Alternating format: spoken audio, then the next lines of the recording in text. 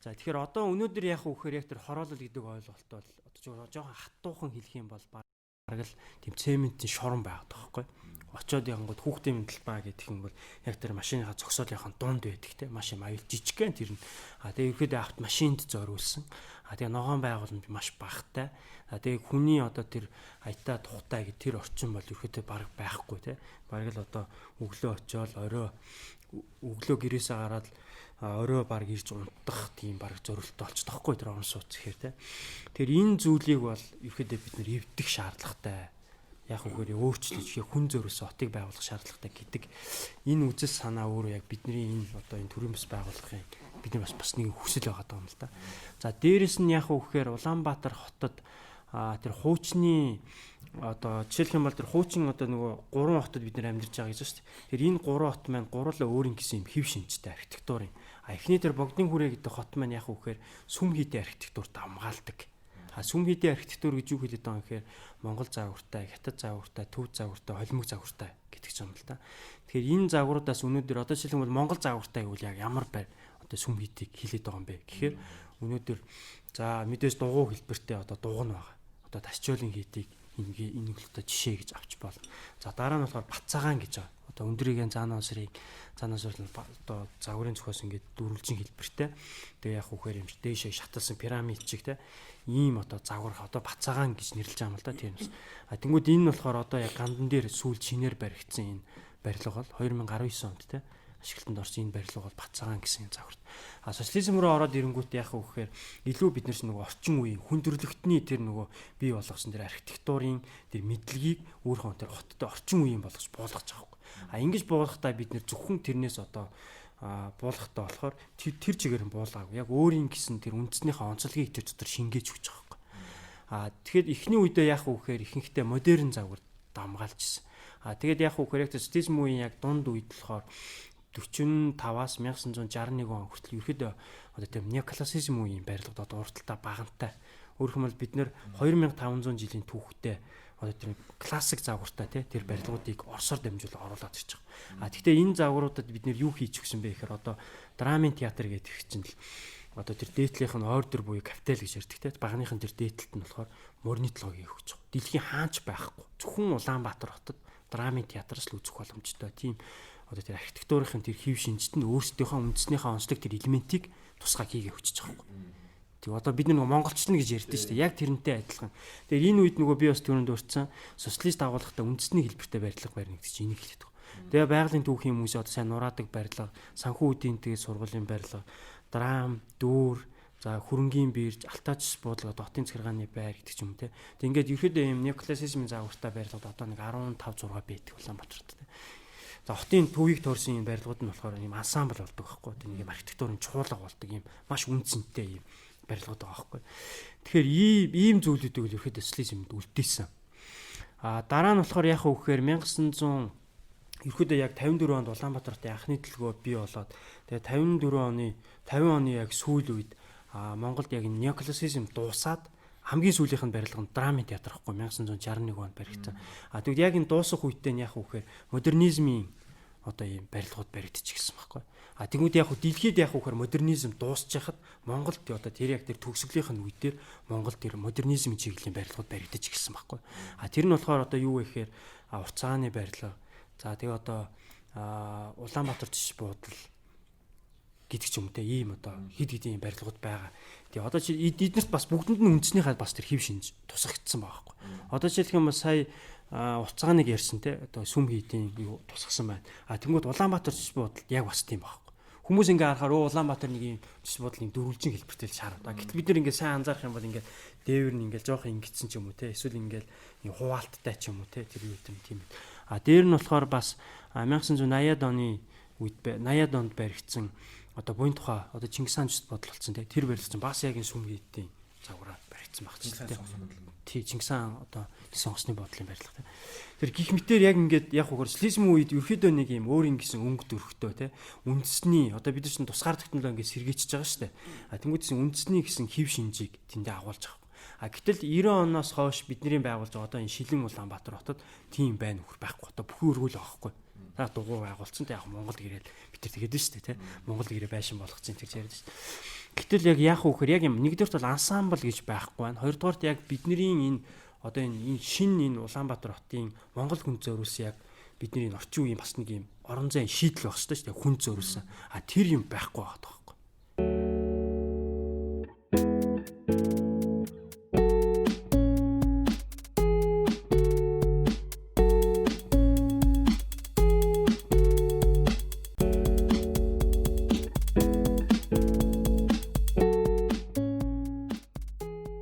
За өнөөдрийн автхийн подкаст эхэлж байна. Тэгэхээр уламжлал ёсороо Батуулд миний бие жаргалан битэр бас подкаста хөтлөж хүргэнэ. За тэгээ өнөөдөр бол хөтлөх гэхээс илүү ер нь сонсох өдөр юм шиг байна. Тэгэхээр өнөөдөр ирсэн зочдоо жаргалан танилцуулъя те. За тэгээ өнөөдөр ирсэн зочдыг би бол ерөнхийд нь танилцуулчих. Та хэд өөрсдөө яг намайг тэр гэдэг ийм тим гээд хэлчихлэх зүгээр бах. Яг өнөөдөр бид автхийн подкаста хүрээ архитектор их үү те. Яг ийм төрийн бас байгууллагын залуучуудыг урьж оролцуулж байна. Өмнөх подкастаар бид ярилцаад өмнөх подкастын зочид маань нөгөө Ариун Жаргалан тайхар хоёр маань санал болгоод ийм залуучууд байгаа. Та хэдийн сонирхоод байгаа. Эндээс цаашаа лавшруулад яг архитектурын талаар, уран барилгын талаар эсвэл бидний одоо хот үүснээс хойш одоо хүртэл оршин тогтносоор байгаа бидний түүх болсон барилгуудын талаар судлаад амьдралаа зориулаад ингээ явж байгаа залуучууд бий. Энэ нэгдэлтэй та хэд уулзаач гэсэн үднэс та хэдийг өрсөн юм а. Тэгэхээр залуучууд маань эхнээс нь өөрсдийгөө гоё танилцуулаач боломжтой юу? Аа тийм нар зөвхлээд явч те.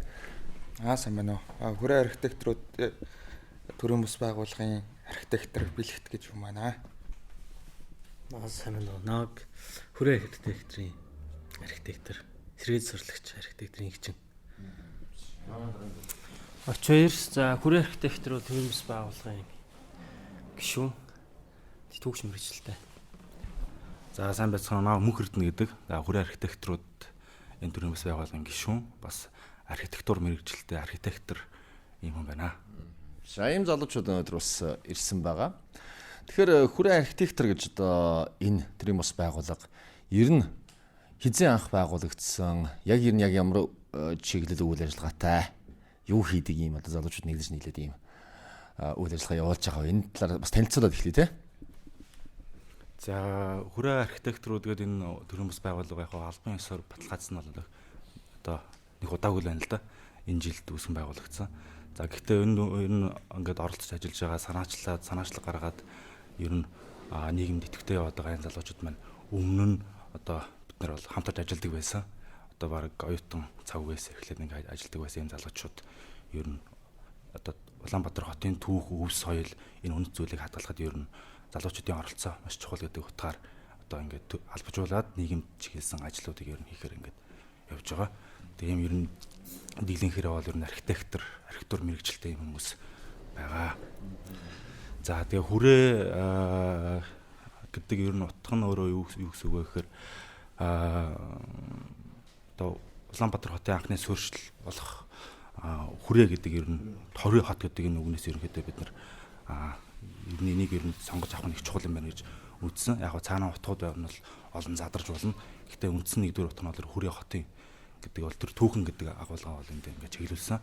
Тэгээ архитектурууд гэдэг үг нь болохоор яг энд цэвэр нөр архитектурууд нэгдчихсэн учраас архитектур гэдэг үгийг сонгож авсан. Тэгээ ер нь энэ асуудал дээр ер нь бол архитектурууд бас дуу хоолойгоо өгж их. Тэгээд энэ асуудал төр шийдвүүдийг нь бид нэр ер нь бас санал болгодог ч юм уу те анхаарахгүй байгаа асуудлуудыг нь бас ёс зүйн үүднээс одоо бид нар оролцсон чухал юм а гэж ер нь үзээд ингээ яваад байна гэсэн үг л да. Нийтдээ одоо хичнээн гишүүнтэй хичнээн залуучууд байгаа. Одоо бол энэ ч төлөвлөлөө 4 хүн ирсэн байна те. Тий, нийтдээ бол бид нэг 10 орчим залуучууд байгаа. Тий, тэгээд яах вэ гэхээр мэдээж удирдах байгуулах учраас энэ чинь удирдах зөвлөлт тэгээ гүйцэтгэх захиргаа гэдэг байгаа. Тэгээ гүйцэтгэх захиргаанда яг бид нар ер нь бол нэг ажлуудаа бүгдээрээ за энэ чиглэл бүгдээр одоо мэддэг. Юу хийхээ гэдгийг мэддэг. Тэгээ хамгийн гол нь бол яг өөрсдийнхөө яг энэ цаг үеийн те ихтгэл үнэмшилтээр сүрлж энийг бол байгуулсан. За яагаад тэгэхээр бас нэг тодорхой одоо шалтгаан нь бол сүүлийн жилүүдэд бол ер нь Улаанбаатар хотод байгаа түүх соёлын одоо энэ үн төв болсон түүх архитектурын дурсгал барилгуудыг бол буулгаж байна те. Тэгэхээр энэ буулгаж байгаа энэ нөхцөл бол ялангуяа энэ залуучууд одоо бидний хувьд бол маш юм сэтгэл имзэглүүлсэн те. Хотын тэр ой санамж түүхэн дүр төрхийг байхгүй болгосон юм асуудал байна л да.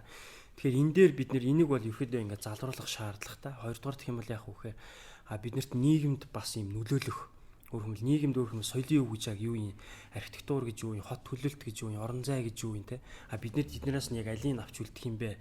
Аль нь одоо үнэтэй юм бэ гэдгийг одоо яг энэгээр танилцуулах нэгдүгээр та. Хоёрдугаар гэх юм бол бид нар бас яг энэ хот төлөвлөлтийн байгуулалтад өөрсдөө гар бие оролцох төлөвлөх одоо шийдэл босруулах гэж яриад байгаа юм л да. Энэ чиглэлд бас ингэж оролцох юм бас сонирхолтой байгаа. За тэгээд яг үхээр бид нар өмнө яг нэлээд олон жил бол хамтарч ажиллаж байгаа. Тэгээд ер нь одоо эн чинь бид нар хийж байгаа ерөөсө чиглэл бол нэг байна. Тийм учраас яг үхээр нэгдээд энэ зүйлээ хий гэсэн юу хийгээд ингээд бол энэ төрөмс байгууллагыг бол байгуулсан байна.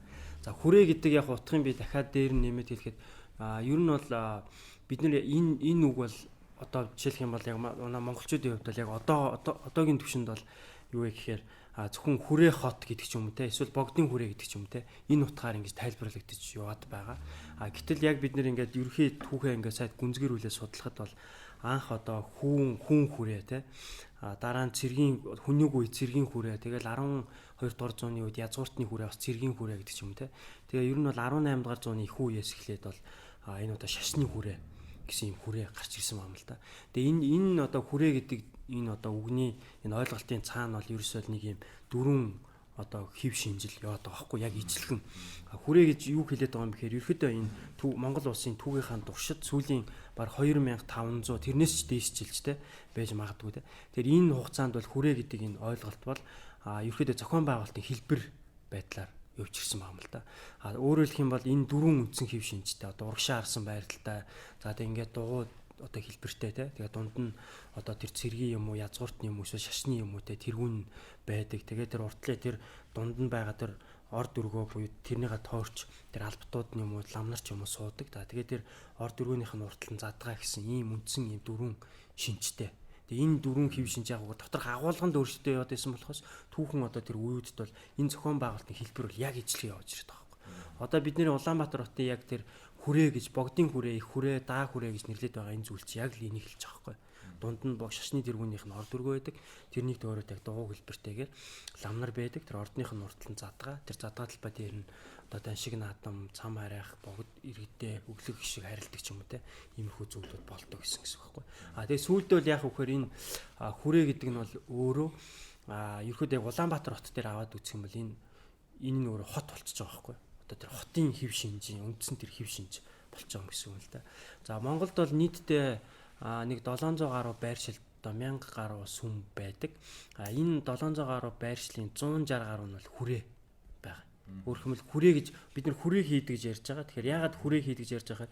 Хүрээ гэдэг нь бол тэр 160 гаруй гэдэг нь бол тэр зохион байгуулалтын хэлбэр хэлээд байгаа. Сая тэр үндсэн дөрвөн хэв шинж хатгалсан гэж юм л да.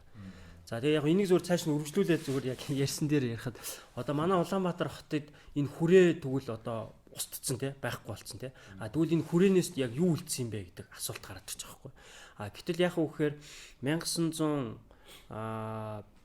за бид нар бол за ингээ би яг эхлэж байгаа ерхий юм ярьж байгаа яг энэ лугаар. Ер нь бол бид нар юм 3 хотод амьдардаг байхгүй. 1921 оноос өмнөх богдын хүрээ ингээд энэ хуучаа дараа нь 21-ээс 90 онд байгуулсан социалист Улаанбаатар бас юм хуучаа дараа нь 1990 оноос хойш одоо байгуулж байгаа бидний бодлоо тий чөлөөт эдийн засагтай тий.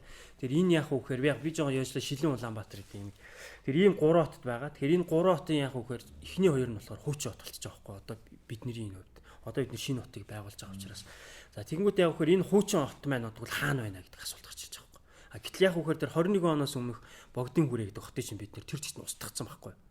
Дараа нь болохоор социалист Улаанбаатар хотын тэр хуучин хот гэдэг социалист Улаанбаатар гэдэг тэрий чинь өнөөдөр бид нар буулгаж байгаа. Яаж буулгаж байгаа юм бэ гэхээр шинэ Улаанбаатар хотыг энэ байгуулах үйл явц нь өөрөө энэ хуучин социалист Улаанбаатар хотоо буулгах үйл явц болчихж байгаа байхгүй. Эхний 10 жилд нь одоо та нар бүгдээрээ мэдж байгаа хотын төвийн хэсгийн сул орон зай тий хүн зөрөөс орон зайнууд дээр шилэн өндөр барилгууд баригдаад сүүлийнх нь 10 жилд нь яасан бэ гэхэд тэднэрх буулгаад одоо хамгийн сүүлдэх жил 2019 онд дөрвөн одоо социализм үеийн хамгийн оргил усан архитектурын дурсгалыг буулгахыг зарлаа. Нэг нь бол бүр буулгацсан байгаа тий. Тий. Тэгэхээр энэ ингээд тасралтгүй ингээд үргэлжлээд бид нар яг үхээр өнөөдөр яг уг нь бол яг үхээр хуучин хот шинэ хот гэж Улаанбаатарт яригдах хэрэгтэй л да. Гэтэл яг үхээр хуучин хотынхон дээр шинэ хотыг байгуулчихаар шинэ хотыг байгуулж байгаа үйл явц маань яг үхээр хуучин хотоо болох үйл явц болчих. Ийм харамслаа үйл явц өрнөж байгаа байхгүй. Одоо магадгүй яг энэ үйл явц яг энэ ирчээр явах юм бол бид нар 10 юм уу 20 жилийн дараа социалист Улаанбаатар гэсэн хот ерөөс тэр жигтэй байхгүй болно гэсэн үг байхгүй. Тэндээс ерөөсөө нэг хитгэн дурсгал үлдэнэ гэсэн үг байхгүй. А тэр хуучин богдын хүрээний үеэс болохоор яг үхээр одоо 25 дурсгал үлдсэн баг. Улаанбаатар хотод. А социалист Улаанбаатартаас яг нэлийн юм бол байгаа. За тэгээд тэр хүрээний эргээд одоо яг тэр хүрээг одоо бид ярих гэдэг байна шүү дээ. Тэгээд тэр хүрээ яагаад одоо хүрээнээс юу үлдсэн бэ гэхээр одоо бидний бах төөрөө байгаа те. Тэр яг үгээр хуучин тэр хүрээг буулгангуудаа социализм үед энэ бах төөрөө гэдэг зүйлийг бол хот төлөлтөө бий болгосон хэлбэрийг хотын одоо тэр зохион байгуулалтын хэлбэр. Тэнгүүд яг үхээр энэ өөр яг хүрээний зохион байгуулалт байхгүй. Яг үхээр дугуй хэлбэртэй дунд нь шний тэргүүн орд үргэ байдаг гэсэн бол төрийн ордон буюу хуучин харуулт засгийн газрын ордон те. Тэгээ уртлынхын ингээ хоёр гудамжаар цаглаа задгаа байдаг. Тэгээ хуучин тэр задгаа тэр талбайд нь бол богдын хүрээний үед бол 3 үйл явдал болдог гэж өмнө гисэн те. Даншиг наадан болдог, наадан болдог гэсэн. Тэнгүүд яг үхээр тэр хоёр гудамжаар заагсны чинь уртлын гэсэн тэр ногоон бүс болгоод туулгалт хүртэлтэй. Тэгээд тэр тэн дотор болохоор хүүхдийн парк гэдэг тийм соёл амралтын хүрээлэн байгуулаад тэгээ тэрнийхээ яг уртлынхаа хэсэгт болохоор төв зингэлт хүрээлэн байгуулсан байхгүй. Тэгэхээр энэ чинь яг үгээр хуучны тэр хүрээний зохион хэдийгээр хүрээгээ буулгасан ч гэсэн яг тэр зохион байгуулалтын хэлбэрийг хотынхон орчин үеийн одоо хот төлөлттэй ингээд тэр зэгтэнд буулгасан байхгүй.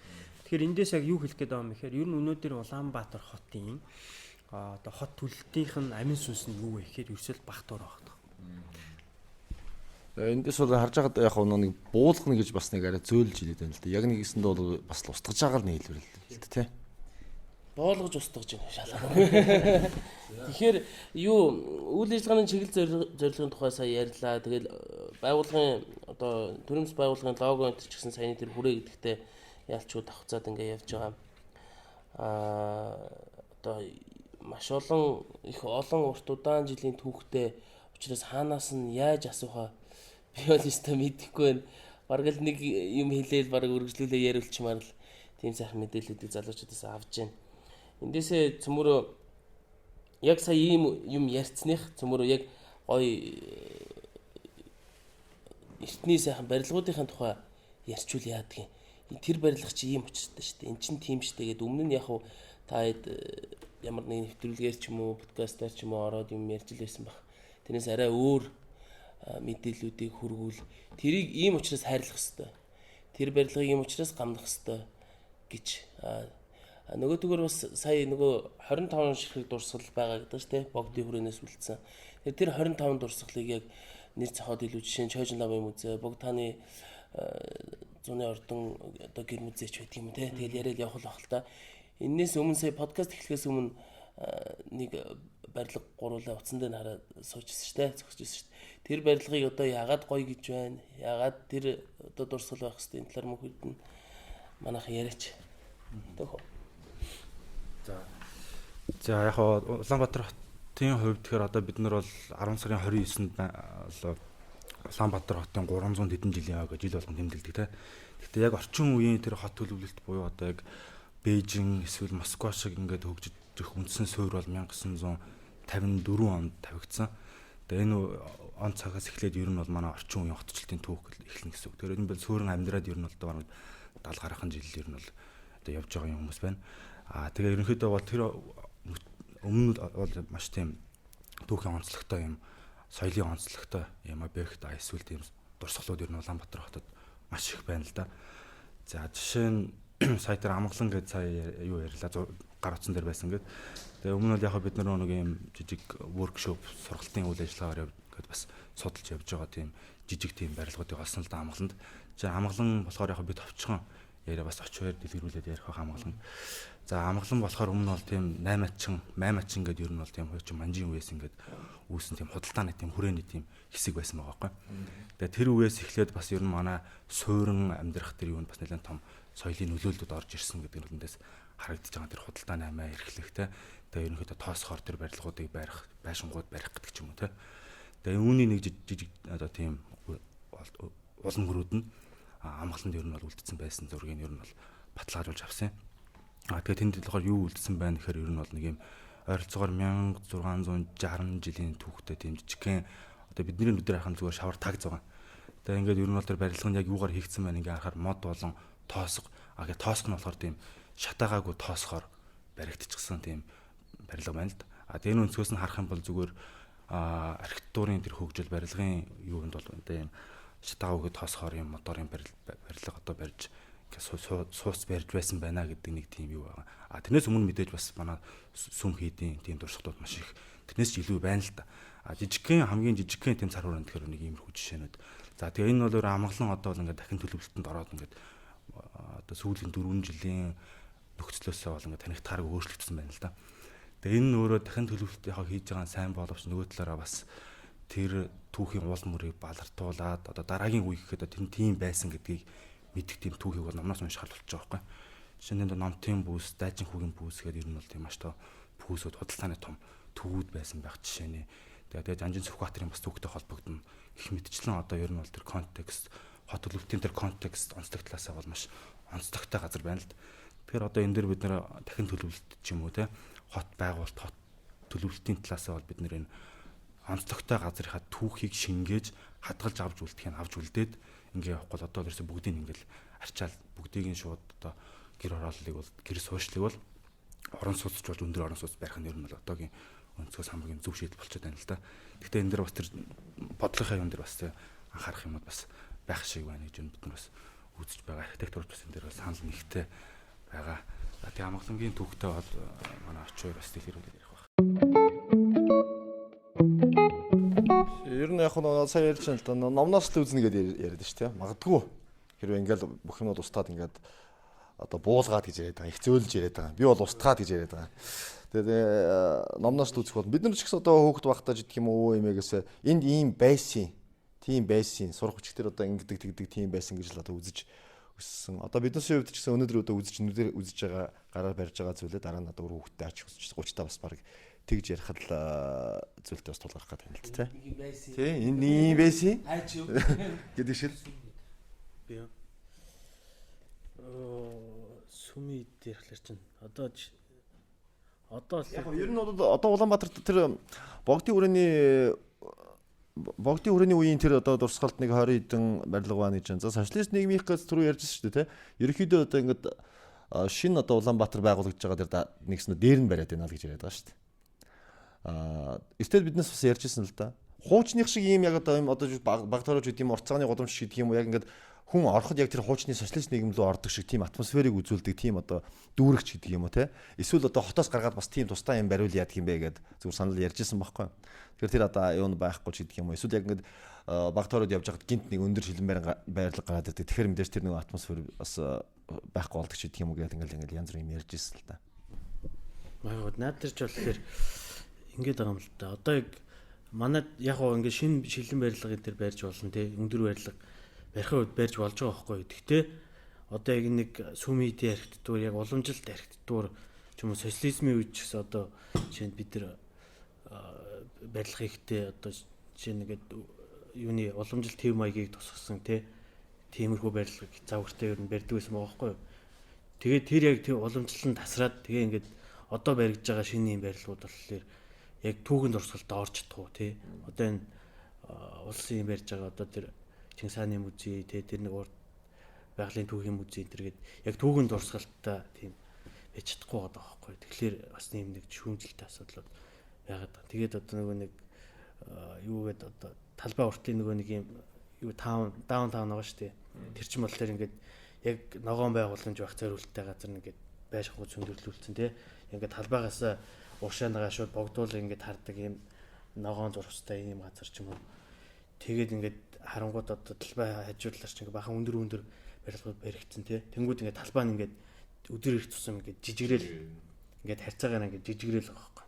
Тэгээ социализмын үеийн тэр нөгөө нэг одоо төрийн ордон ингээд харангууд чинь одоо ойр орчмын барилгууд одоо драмын театр хүртэл амар нүсэр юм том тий харагддаг. Төрийн ордон гэдэг юм бүрийн яг ингээд хүнд ингээд төрийн ордон гэдэг сэтгэл тий төр байдаг шүү гэдэг сэтгэлийг ингээд төрүүлэх хэмжээний тийм байсан байгаа байхгүй. Тэгэхээр тэнгууд чи одоо очиж харангууд чинь тэгэл урдаа юм ус ойрлогтой амар entertainment те дуулдаг ус ойрлог байж. бичгэртэй. Төрийн ордныхоо давхрын нэмэх хөдөлгөө. Энэ дээр нэмээд яхад бас сая одоо манай түүх архитектурын түүх гэдэг ингээ яхан бол баг хүнийг өс хүртэл бас ерөнхийдөө бол улам мөрөд гарч болохоор хот байгуулалтын түүх гэх ярих юм бол тэн дээр болохоор биднэрт яг тийм судалдаг судлаач бас ирсэнгүй л тэр юу ярьж болох үз. Тэгээд өнөөдрийн бидний онцлоод яриад байгаа хэсэг бол ерөнхийдөө бол тэр социалист бүтээн байгуулалт тэрнтэй холбогдсон хүрээг л яриад байна тийм. Тэрнээс өмнө бас ерөнхийдөө бол судалж үзэх юм бол маш их мэдээлэлүүд гарч ирнэ. Харамсалтай бас яг тэр судлаг хүн бас өнөөдөр ирсэнгүй. За тэгээ буцаад тэр социализмын үе рүү ингээ ярих юм бол тэр сая инхчин архитектурын тэр талбай нөхцөл дээр ингээ ярих юм бол сонирхолтой зүйлүүд тэр хүрээний үетэй холбогдохоор байгаа байхгүй. Жишээ нь одоо гандангаас талбай хүртэлх энэ хөдөлгөөн гэдэг ч юм уу те. За энэ дээр жишээ нь яг юу байна гэхээр одоо тэр хуучин хүрээний төв бол одоо Сүхбаатарын талбайн хойхон талд байрлаж байсан байдаг. Тэгээд тэрнээс ерөнхийдөө бол тэр хүрээний үеэс тэр төвийн хэсгээс нь гандан хүртэлх тийм маш том хөдөлгөөн байсан байгаа юм л да. Жишээ нь тэр ингээд шашны төврөөс одоо тийм засгийн төв рүү ингээд ер нь бол чиглэсэн маш том хөдөлгөөн коридор. За энэ дэр бол ингээд сарын пүүсүүд байрлажсан амбалангаас одоо тэр бараа бүтээгдэхүүнээ ингээд дам нуурдж авчираад ингээд тийм зардаг тийм пүүсүүд ингээд гарчихсан. Одоо тэрний уул мөрүүд нь гэхээр яг юунууд байна гэхээр шар дэлгүүр, за тэгээд уртцагааны барилга, за тэгээд уртцагааны барилгын гэдэг маань өөрөө бас өмнө түүхэн нөхцөл бас байсан. Тэгээд тэрний үндсэн дээр уртцагаан бий болсон. Тэгээд цааш заан хуцрын одоо музей байгаад байгаа тэр хэсэг гэдэг ч юм уу тэр ингээд маш одоо харах юм бол талбайгаас гандан хүртэлтэй тэнхлэг та нар одоо дүрслэгдэж байгаа хэлт. Энэ тэнхлэг хүртэл одоо манад одоо тэр түүхэн талаас хадгалаад үлдсэн байгаа. Тэгээд энэ годамжийн түүх гэрч ойролцоогоор 200 гаруй жилийн түүх болчихж байгаа юм л да. За дээрээс нь дахиад тэр талбайтай бас дахиад холбохоор тэр 1954 оныхоо төлөвлөлтөөр тэр Кипрагор гэдэг нэртэй институтэд одоо манай тэр хотын төлөвлөлтийг анх гаргасан байгаа юм л да. Тэгээд яг Монгол архитектурууд тэнд саналаа өгөөд тэгээд тэр Монгол архитектур гэхээр юу гэж Монголын анхдагч архитектур болохдоо тэр Чимэд Дамбиним гэдэг энэ архитектурууд ингээ бүгд саналаа өгсөн байгаа. Тэгээд тэн дээр болохоор юу хийсэн бээр Сүхбаатарын талбай бол ерөөсөө ингээ орон зайн төв болчихно. Тэгээд урт талд нь богд уултай.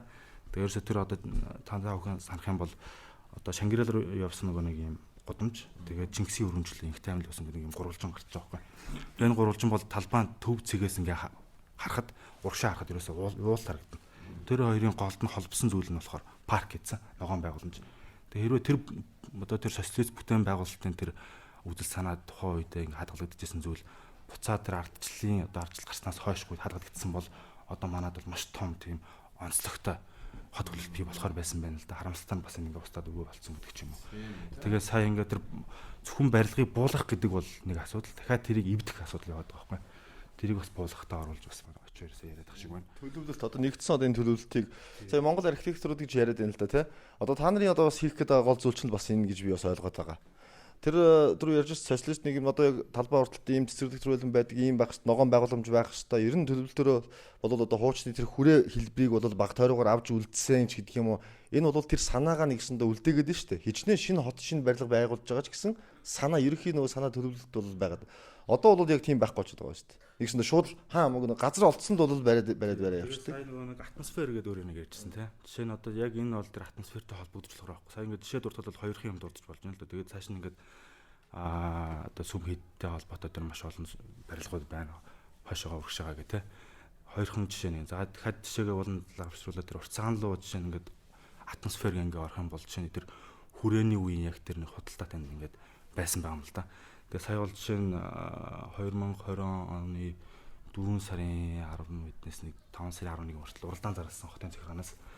Тэгээ хотын захирагчийн албанаас уралдаан зарласан. Тэр нь болохоор уртцагааны барилгыг одоо дахин төлөвлөх гэдэг нэртэй архитектуруудын донд уралдаан зарласан. За энэ дээр бас нэг яг нэмэлт юм хэлэхэд тэр өмнө яг тийм уралдаанууд маш олон зарлж байсан л да. Тэгээ ер нь бол энэ түүхэн дурсгалт барилга гэж ерөнхийдөө бол бид нар бол тэр уртцагааныг бол үзээд байгаа юм л да. Түүхэн дурсгалтай барилга. Тэгээ нэгдүгээр шалтгаан нь юу байна вэ гэдэг тэр атмосфер нь тэр талбайгаас гандан хүртэлх тэр хөдөлгөөний тэнхлэг гэдэг бол ер бол одоо яг очиход бол тэр хүрээний үеийн тэр худалдаа гэдэг ч юм уу тэр архитектурын стил тэр элементүүд тэр одоо ингээд за ерөнхийдөө бол нэг тийм дорны хэв шинжтэй архитектурын одоо тийм юу үүсгэх нь атмосфер. За тэгээд лавшруулах юм бол уртцагаан. Тэгээ уртцагаан дээр болохоор тэр бидэд бас нэг баг болоод орсон. Тэгээ энэ дээр бол тэр атмосфер гэдэг зүйлийг бол хүндхийг бол нэг поинтоо болгосон байхгүй. Тэгээ энэ дээр бол яг хамгийн чухал нь бол тэр хүрээний үеэс уламжилж ирсэн тэр уран дархан одоо юу гэдэг тэр бараа бүтээгдэхүүнүүдийг зардаг байсан функц орон зай ашигт одоо уртцаан болоод хэлбэрчихсэн. Нэг нь хоёр дахь нь болохоор тэр уртцааны барилга бол одоо манай хоёр дахь архитектор болох Дамбинам гэдэг юм бандийн Дамбинам гэдэг нэртэй юм архитекторын одоо бүтээл байх жишээ нэ. За тэгээд энэ хоёр дахь нь те гурав дахь нь болохоор тэр уртцаан гэдэг нь одоо бол харах юм бол хүмүүс бол тэрийг балгас амбар гэдэг байгаа байхгүй. Тэгтээ бол одоо ерөнхийдөө сайн лавшруулад ингээд түүхтэй холбоод юм уу архитектуртай холбоод үзэх юм бол тэн дээр дорны архитектурын одоо нэг сүмийн дээврийг модерн архитектурын стил шилжүүлж ашигласан гэдэг нэг тийм point гараад ирж байгаа. Тэгээ иймэрхүү ер нь бол дээвэр ерөнхийдөө бол манад цорын ганц байх жишээний тэгэж болох үстэй. Дээрээс нь дахиад тэр модерн архитектурын стилийн Монгол анх нэвтэрсэн үедээ бас холбогдно. Тэгээ модерн ингээ ярьчих бол модерн гэдэг нэг үг яриад байгаа гэдэг бас хүмүүст ойлгомжгүй байгаа хэл та. Тэгээ энийг бол буцаагаад дэлгэрүүлээд манай оч хоёр неоклассицизм, модерн хоёрын ялгаа тэгээд энийг жишээнүүдтэй дурдаад явах байх. Яг бас нэр анзаардгүй юм байна. Бид нар бол дээвэрлэл гэж харна шүү дээ ерөөсөө. Одоо нэр яг тийм шүү дээ. Шууд дээвэрлэл одоо уртцааны барилга байна. Дээр нь дээвэрлэл өгнө гэж харна шүү дээ. Яг нарийнсгаад одоо ингэ ярих юм бол бас манай залуучууд ойлгох байх та. Энэ бас эн чинь мэдээж түүхэн өнд дурсгал дээрээс нь бас соёл урлаг бас явж байгаа байхгүй тийм. Эртнээсээ нааш гэдэг шиг бас уран дарахчдын юу юм ш тэ одоо хүртэл юу юм ш тэ. Тий тэгээд одоо яг нөгөө бид нар чинь ерөөхдөө нөгөө социализмын үеийн тэр нөгөө хот төлөлт тэр орон зай тэр зүйлийг өнөөдөр ингээд байхгүй болгож байгаа байхгүй. Тэр зүйлд чинь бидний юу шингэсэн байсан бэ гэхээр тэр одоо бидний хэдийгээр орчин үеийн одоо монголчуудын анхны том хотыг Улаанбаатар гэдгээр байгуулахдаа тухайн үед яг хөр социалист агуулгахдаа үндэсний хэлбэртэй барилга байшин барина. Гэхдээ тэр нь болохоор зөвхөн одоо тэр барилга байшин дээр биш бас тэр орон зай дээр одоо тэр багтуурыг яаж хийсэн гэдэгтэй адилхан болж байгаа байхгүй. Тэгээд социализм үед яг хөр хотыг төлөхдөө бол ерөөсө хүнд зориулж төлөвлөсөн. Монгол хүнд. Одоо монгол хүнд амьдрахад таатай. Тэнгүүдээ яг хөр одоо хороолол гэдэг юм ойлголт гаргаж ирээд ойлголтыг ерөөдөө хороолол гэж яг юу вэ гэдэг стандартчлаад өгсөн. Одоо шиг бол Улаанбаатар хотын хамгийн анхны хороол гэдэг чинь 40 мянга гэдэг. Тэр 40 мянгатыг яах вэ гэхээр цэцэрлэгтэй, сургуультай, биеийн тамирын заалттай, үйлчлэгээний газартай тэгээд нөгөө ногоон байгууламж, хүн амьдрахад одоо тэр гүүж харих гэдэг чинь хүүхдийн тоглоом амьдрал ба тэр яг тэр бүх орчнуудыг ингэж бий болгож байгаа байхгүй. Ерөөдөө нэг юм орчнууд яг хүн амьдрахад ингээд хажуу тийшээ гараал янгууд спорт зоолны хажууд нь бүх юм яг нэг доор. Тий. За тэгэхээр одоо өнөөдөр яах вэ гэхээр яг тэр хороолол гэдэг ойлголт бол одоо жоохон хаттуухан хэлэх юм бол бараг л тийм цементийн шорон байгаад байгаа байхгүй. Очоод янгууд хүүхдийн мэдлбаа гэдэг юм бол яг тэр машиныхаа зогсоолынхаа дунд байдаг те маш юм аюул жижигхэн тэр нь. Тэгээ ерөөдөө автомашинд зориулсан. Тэгээ ногоон байгууламж маш багтай. Тэгээ хүний одоо тэр аятаа тухтай гэдэг тэр орчин бол ерөөдөө бараг байхгүй те. Бараг л одоо өглөө очоод орой өглөө гэрээсээ гараад орой баг ирж унтах тийм баг зөрөлтөө болчихдог байхгүй тэр он сууц гэхээр те. Тэр энэ зүйлийг бол ерөөдөө бид нэр эвдэх шаардлагатай. Яг үгээр өөрчлөж хүн зөрөөс хотыг байгуулах шаардлагатай гэдэг энэ үзэл санаа өөрөө яг бидний энэ одоо энэ төрийн бас байгуулахын бид нар бас нэг хүсэл байгаа юм л да. За дээрэс нь яг үгээр Улаанбаатар хотод тэр хуучны одоо жишээлх юм бол тэр хуучин одоо нөгөө 3 хотод бид нар амьдарч байгаа гэж байна шүү дээ. Тэр энэ 3 хот маань гурлаа өөрийн гэсэн юм хэв шинжтэй архитектурын. Эхний тэр Богдын хүрээ гэдэг хот маань яг үгээр сүм хийдийн архитектурт хамгаалдаг. Сүм хийдийн архитектур гэж юу хэлээд байгаа юм гэхээр Монгол загвартай, Хятад загвартай, Төв загвартай, Холимог загвартай гэдэг юм л да. Тэгэхээр энэ загваруудаас өнөөдөр одоо жишээлбэл Монгол загвартай гэвэл яг ямар байр одоо сүм хийдийг хэлээд байгаа юм бэ гэхээр өнөөдөр за мэдээж дугуй хэлбэртэй одоо дугуй нь байгаа. Одоо тасчуулын хийдийг энэ хөлтөд жишээ гэж авч болно. За дараа нь болохоор Батцаагаан гэж байгаа. Одоо өндөрийн заанаас одоо загварын цохоос ингээд дөрвөлжин хэлбэртэй. Тэгээ яг үхээр юм дээшээ шаталсан пирамид чиг те. Ийм одоо загвар одоо Батцаагаан гэж нэрлэж байгаа юм л да тийм бас. Тэнгүүд энэ нь болохоор одоо яг гандан дээр сүүл шинээр баригдсан энэ барилга бол 2019 онд те ашиглалтанд орсон энэ барилга бол Батцаагаан гэсэн загварт. Социализм руу ороод ирэнгүүт яах вэ гэхээр илүү бид нэрс нөгөө орчин үеийн хүндрэлтний тэр нөгөө бий болгосон тэр архитектурын тэр мэдлэгийг өөрхөн тэр хоттой орчин үеийн болгож буулгаж байгаа юм. Ингэж буулгахдаа бид нэр зөвхөн тэрнээс одоо буулгахдаа болохоор тэр чигээр нь буулгаагүй. Яг өөрийн гэсэн тэр үндснийхээ онцлогийг тэр дотор шингээж өгч байгаа юм. Тэгэхэд эхний үедээ яах вэ гэхээр ихэнхдээ модерн загвар дамгаалж ирсэн. Тэгээд яах вэ гэхээр социализм үеийн яг дунд үед болохоор 1945-аас 1961 он хүртэл ерөөдөө одоо тийм неоклассицизм үеийн барилгад одоо урталтаа багантай. Өөрөөр хэлбэл бид нэр 2500 жилийн түүхтэй одоо тэр классик загвартай тэр барилгуудыг Оросоор дамжуулан оруулаад ирж байгаа. Гэхдээ энэ загваруудад бид нэр юу хийж өгсөн бэ гэхээр одоо драмын театр гэдэг их чинь л одоо тэр дээдлийнх нь ордер буюу капитал гэж ярьдаг багныхын тэр дээдлэлт нь болохоор морнитлогыг өгч байгаа. Дэлхийн хаач байхгүй. Зөвхөн Улаанбаатар хотод драмын театраас л үзэх боломжтой. Тийм одоо тэр архитектурын тэр хэв шинжит нь өөрсдийнхөө үндэснийхээ онцлог тэр элементийг тусгай хийгээ өчөж байгаа юм. Тэг одоо бид нэг монголчлон гэж ярьдэн шүү дээ. Яг тэрнтэй адилхан.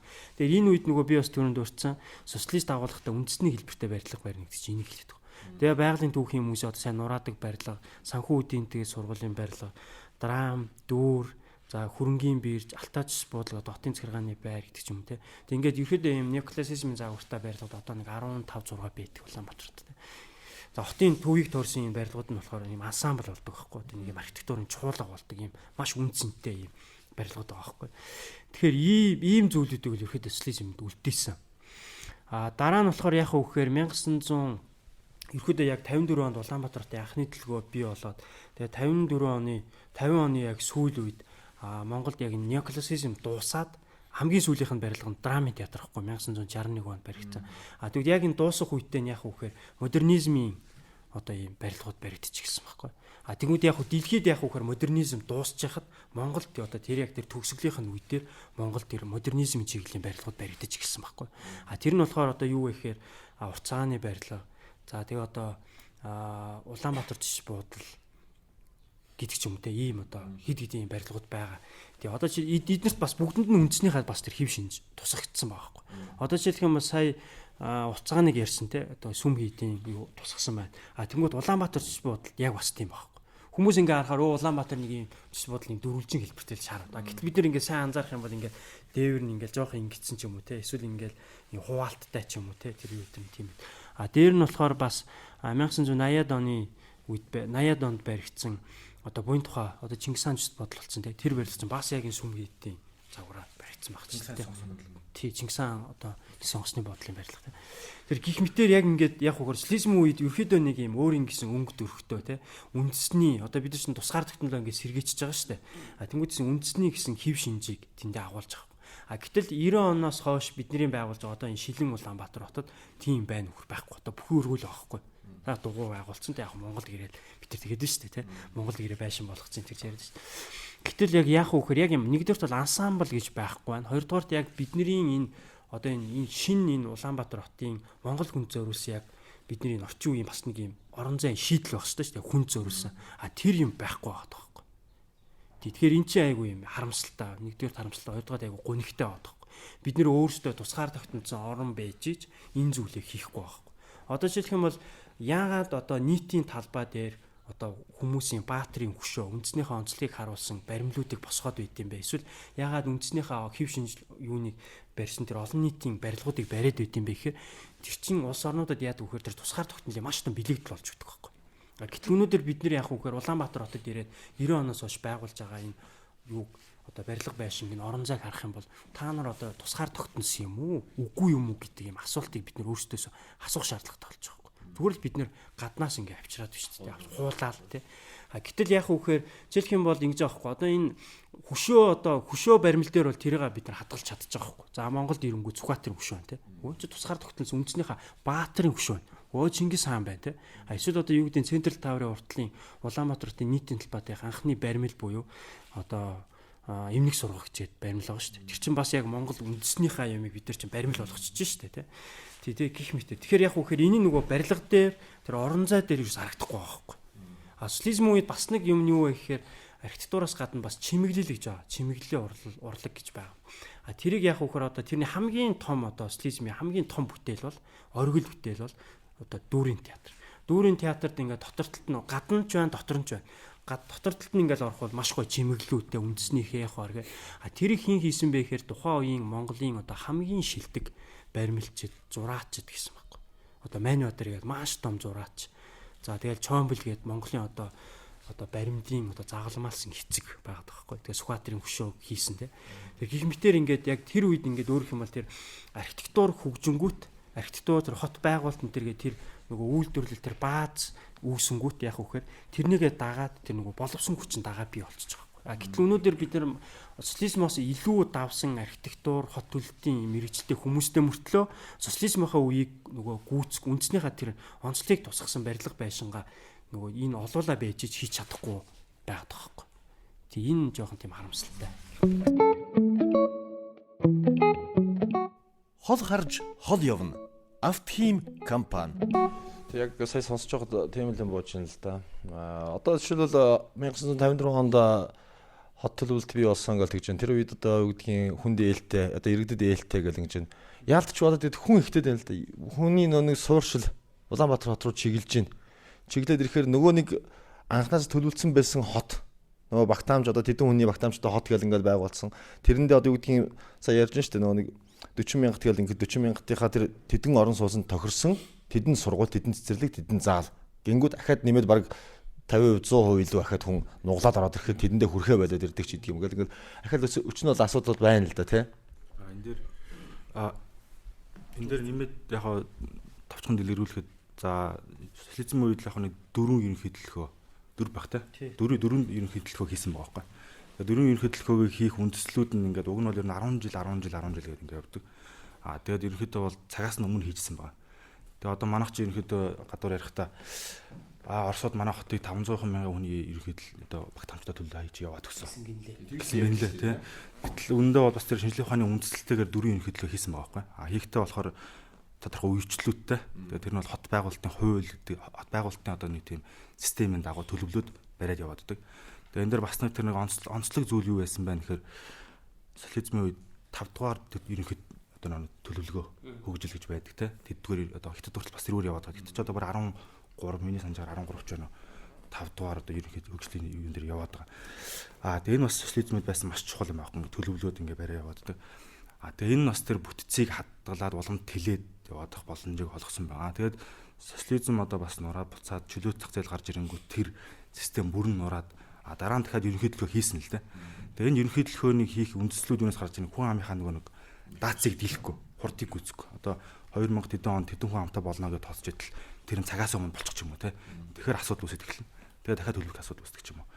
За яг энэ асуудал одоо тэр социализмын дараа жилүүд эдийн засгийн үед бүр тийм бүүн болоод одоо бол Улаанбаатар хотод баг улсынхан тал нь амьдраад байна шүү дээ. Талаас илүү те. Тэгээ энэ хурдыг ерөөсөө гүйцэж чадахгүй байна л да.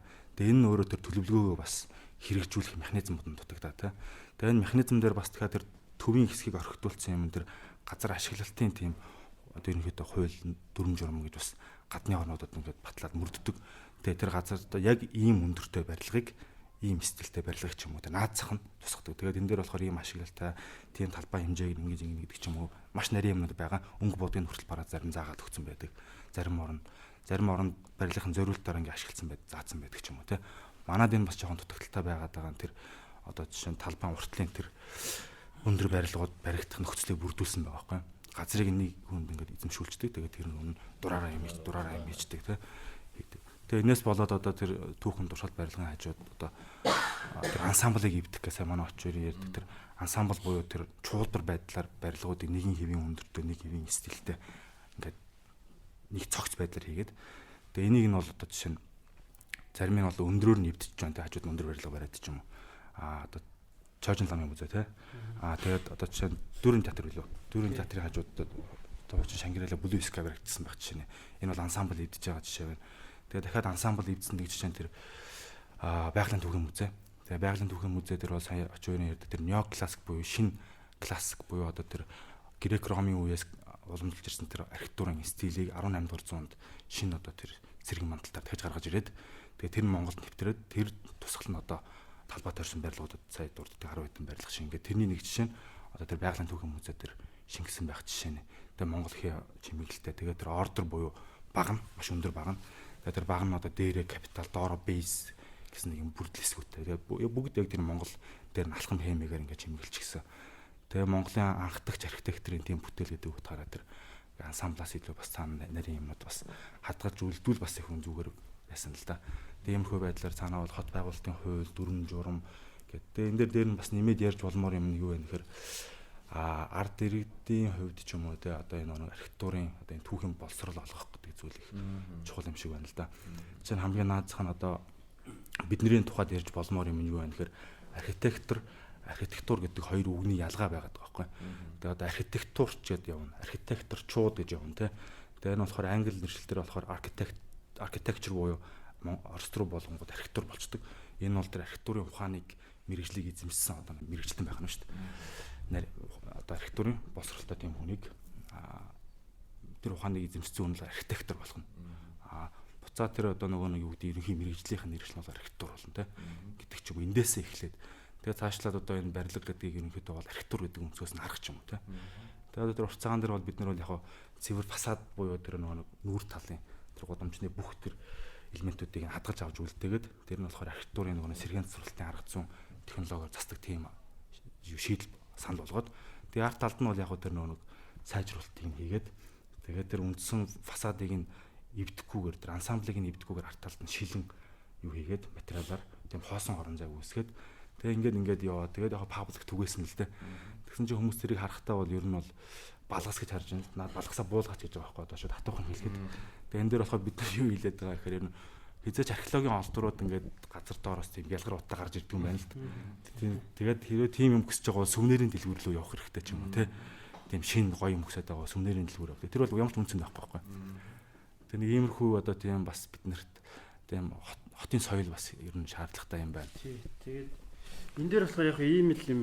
Одоо жишээлх юм бол бид нөгөө хот төлөлтийнхаа яг энэ байгуулалтынхаа бодлогын хувьд тэр хуучин зүйлүүдэд хадгалж хамгаалж үлдэх шаардлагатай. Тэгжиж энэ хот чи өөрөө тэр амин сүнсэн тэндээ тээгдэн нэгдүгээр. Хоёрдугаар яг хөдөлж эдийн засгийн аялал жуулчлалын маш том юм орон зай тэнд явж гин гэсэн үг байхгүй.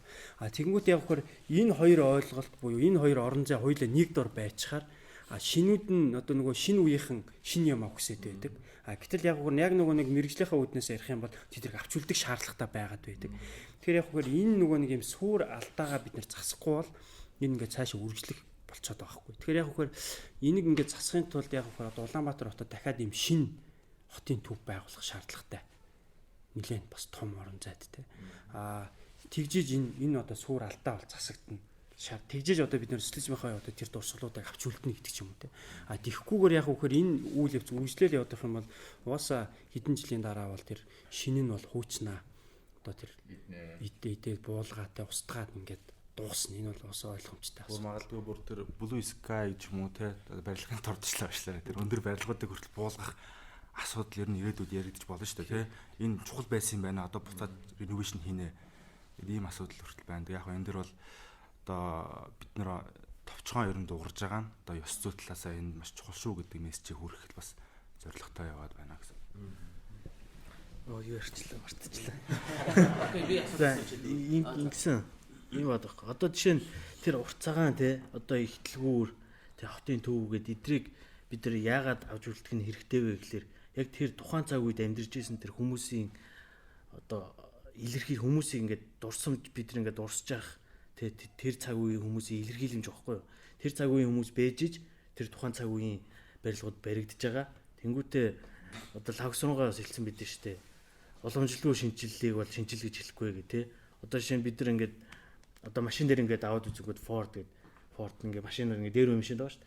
Тэд чинь ингээд хуучин загвараас ингээд шинжлэгдэд дээшээ ингээд гарч хөгжиж явсан болоод одоо ингээд амжилтанд хүрж байгаа байгаад байгаа байхгүй юу.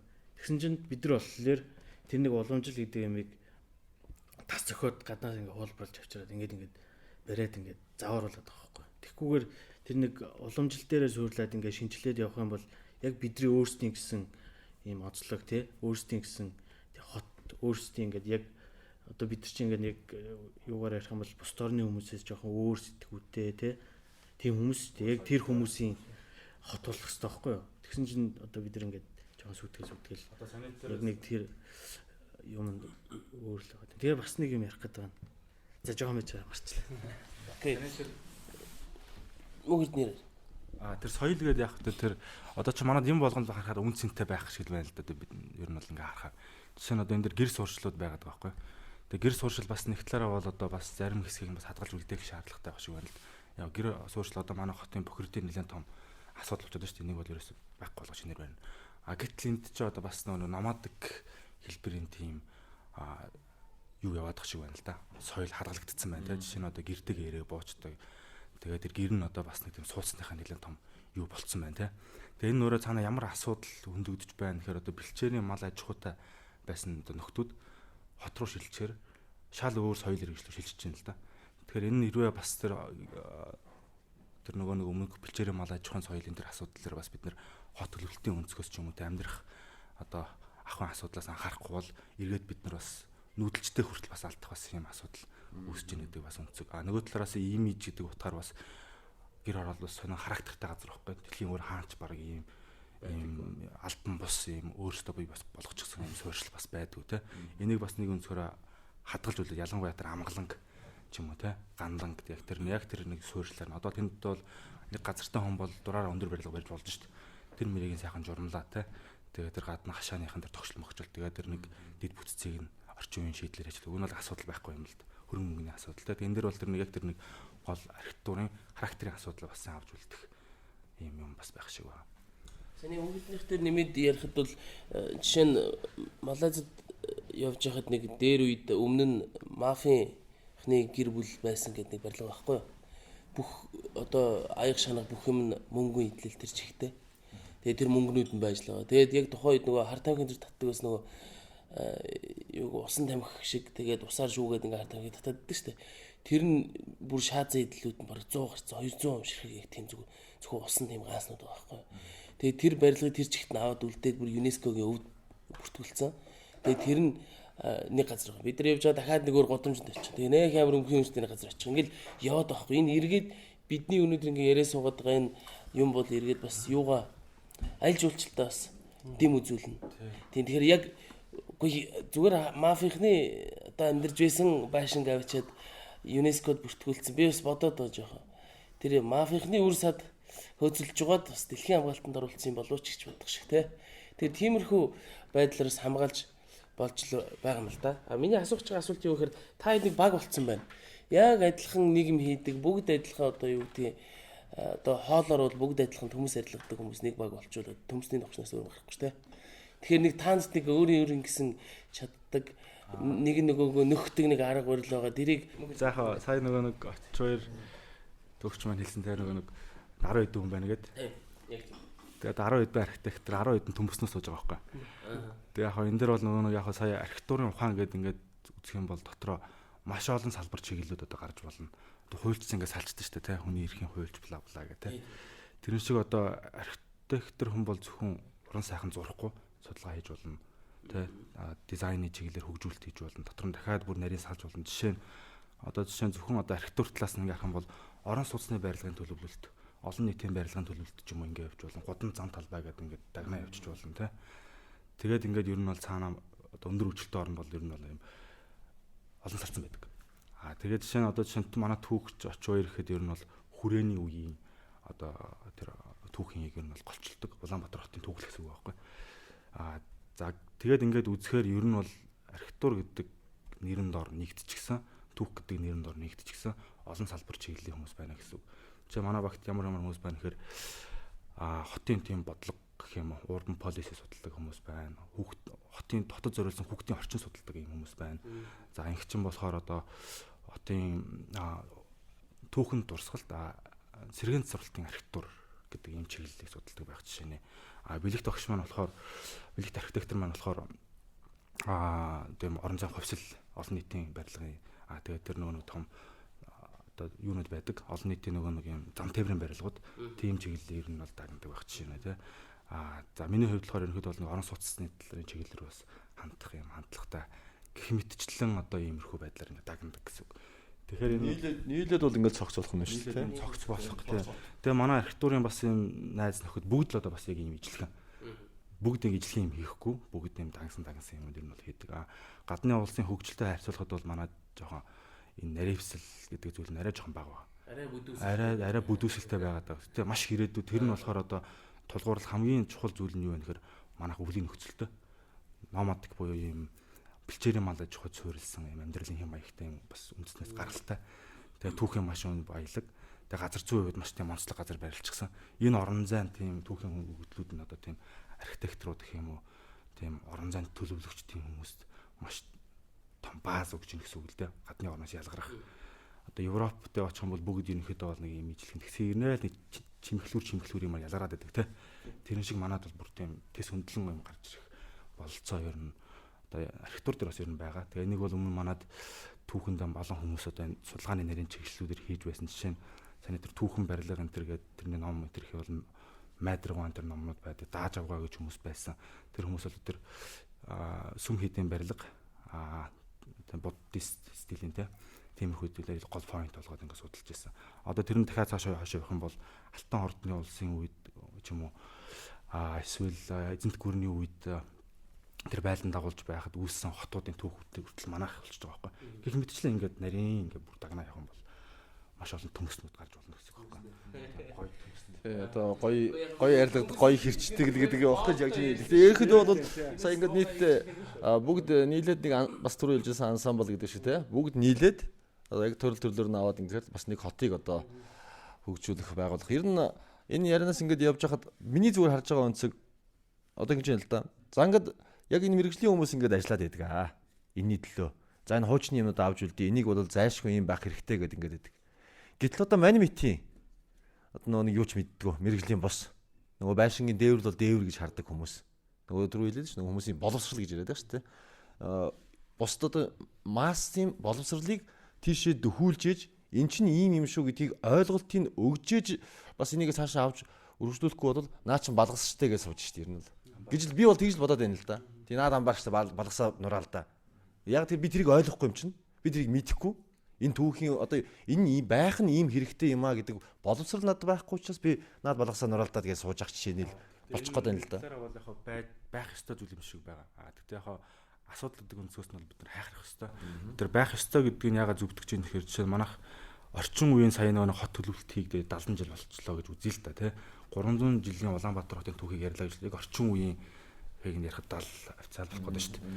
Гэтэл одоо тэгээ бид нар энд ер нь бол 70 жил суурьсан гэсэн яг тийм орчин үеийн одоо тийм суурин соёл иргэншлэр гэж ойлгох юм уу да. За тэгээд хэрвээ одоо Европ очих юм бол тэр чинь хэдэн зуун жил Грек Ром явах юм бол бүр ингээд явчихна.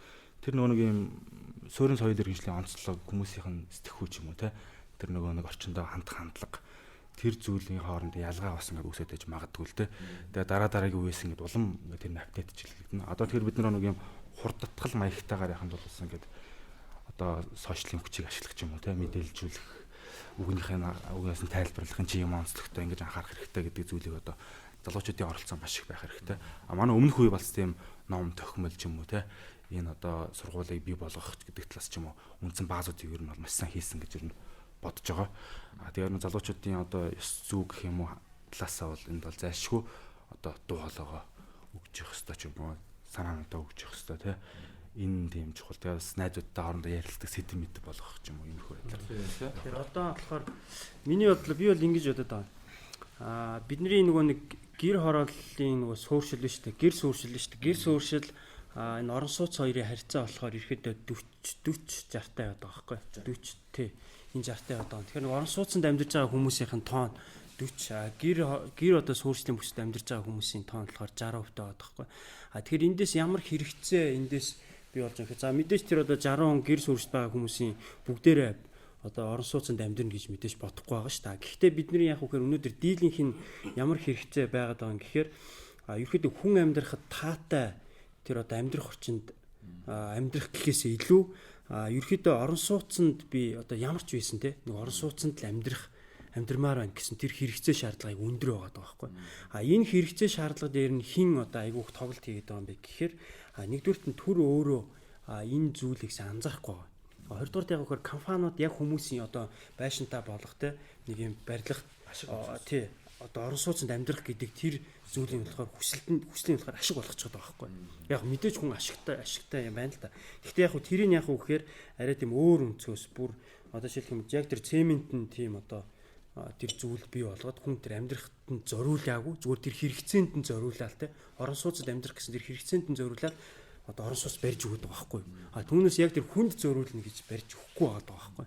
Тэр гол асуудал нь бол яг энд байгаа юм шиг надад харагдаг.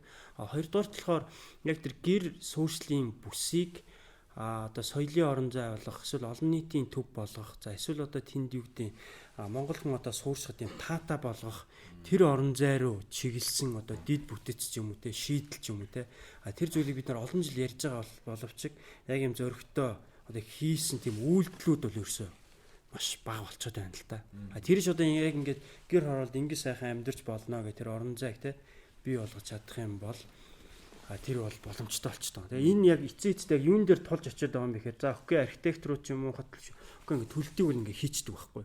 Тэнгүүд хамгийн цаад асуудал юу байдаг вэ гэхээр нөгөө тэрэнд хүмүүс нөгөө ойрхон хүрэх тэр дид үтцийг шийдэх шаардлагатай болчихдог байхгүй. Одоо тэр дид үтц юу гэхээр дулаан, цахилгаан. За цахилгаан бол окей за болж гинэ те. Тэнгүүд дулааны асуудал гарч ирдэг байхгүй. Тэрнээс шалтгаалаад яг хөр тэнд чинь өөрөх юм бол одоо шинэ бол 5 км радиустай гэр хороол байлаа гэж бодох чинь тэнд дотор нь одоо хідэн имлэг хідэн одоо сургууль те хідэн үйлчлэгээний байгууллага байгаа юм бэ гэж бодоод үзэхээр тэр хүртээмжийн хувьд айгу бага болчиход байгаа байхгүй. Уг нь яг үхээр бид нар энэ хотынхаа төв рүү энэ ихчрлаа биш яг тэр гэр хороол руугаа яг тийм жигд байх шаардлагатай л та. Яг бүр цаашаага ингээд өнөөдөр Улаанбаатар хот яагаад ийм болсон бэ энэ тэргээд яриад бүр цааш чинь бүр философи дээр санаа эднэр рүү орох юм бол ерөөдөө бид нөгөө хөдөөх хөгжүүлээг учраас хүмүүс яг тэр нөгөө хамгийн одоо нөгөө суурьшил ихтэй те одоо бас хөгжиж байгаа тэр газар руугаа татагдах нь бас ойлгомжтой амжиргааныхаа хувьд ч боломжийнхаа хувьд ч те ийм болчиход байгаа. За дээрэс нь болохоор сүүлийн бид нараас 30 жил нэг том одоо алдаа гэх юм те гаргасан зүйл нь юу гэхээр социализм үед нөгөө дөрөнд хуг нь бол 2 төлгөө гаргах хэрэгтэй байсан байхгүй. Тэр чинь нэг 15-аас 25 жилийн хугацаатай нэг төлгөө хэрэгжүүлж байгаа байхгүй. Гэтэл яг хөөөр 54-өөс 90 он гэхээр энд нэг хооронд нэг 2 жил одоо 2 төлгөө л гарах шаардлагатай. Гэтэл ягаад 4 төлгөө бий болсон бэ гэхээр хүн тухайн үед анхны ерөнхий төлгөөг 125 мянган хүнтэй хийсэн байхгүй. Гэтэл 61 онд буюу ерөөсө 5-6 жил болоод сольчиж байгаа байхгүй. Хоёрдугаар ерөнхий төлөв гарч ирсэн. Тий, тэгэнгүүт ягаад тийж гаргаад ирсэн бэ гэсэн чинь хүн амынх нь нөгөө өсөлт нь тухайн төлөлтөөс нь давтсан байхгүй хэрэгжүүлэхээс өмнө. Хоёрдугаар ерөнхий төлөв бас тэгсэн. Хүн амынх нь одоо тэр төлөлтөөс нь хүн ам нь давангууд тэр хэсэг зөөрөөс нь дид үтцийг хийх шаардлагатай болгонгууд төлөвөг өөрчлөлт явуулж байгаа байхгүй. Гэтэл 2002 оноос 5 дахь ерөнхий төлөв монголчууд өөрсдөө хийгээд одоо өөрсдөө хийсэн чи яасан гэхээр тэр зүйлээ бид нэр хийж чадахгүй. Хүн ам өслөө дид үтцэнд яг хിവэр. Хүн ам өслөө дид үтц яг хിവэр болчиход байгаа. Тэнгүүд яг хөр нөгөө төгжрөл одоо энэ хүмүүсийн нягчрал буюу төгжрөл бас энэ бий болох нөхцөл чинь яг энд бий болчих. Дид үтцэнд хэлэхгүй хүн ам нь өсөд байхаар чинь энэ зайлшгүй ерөөсөө тэр нөгөө төгжрөл юм уу эсвэл энэ замбраагүй ч юм уу те энэ зүйл нь бий болчих юм л да. Тэгэхээр энийг засах ерөөсөө яг арга нь угаасаа тодорхой байхгүй. Өөрөөр хэлбэл бид энийг юунаас болоод байгаа юм бэ гэдгийг мэдчихээн. Юунаас болоод байгааг гэдгийг мэдчихэж байгаа юм чинь энэ зүйлээ засах шаардлагатай. Тэгэхээр одоо бид нэр яг энэ зүйлээ засах талаар огт ярихгүй байхгүй. Давхар зам тавина гэж яриад байна. Дээрс нь яг уу гэхээр одоо нөгөө дүүжин гүүр мөртэй эднэрээр хизээ засагдахгүй. Энэ бол тий суур асуудал гоё юм яриад байгаа юм шүү.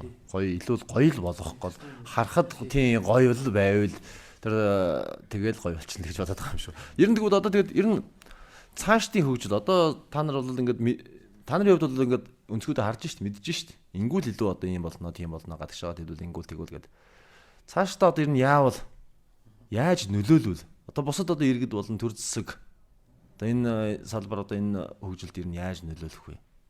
Яаж одоо энийг засах вэ? Илүү одоо бодож байгаа бодлого төлөвлөгөө. Одоо бол яг юу ч хязгаарлагдмал орон зайд хязгааргүй юм байгуулах гэж зүтгээд байгаа байхгүй.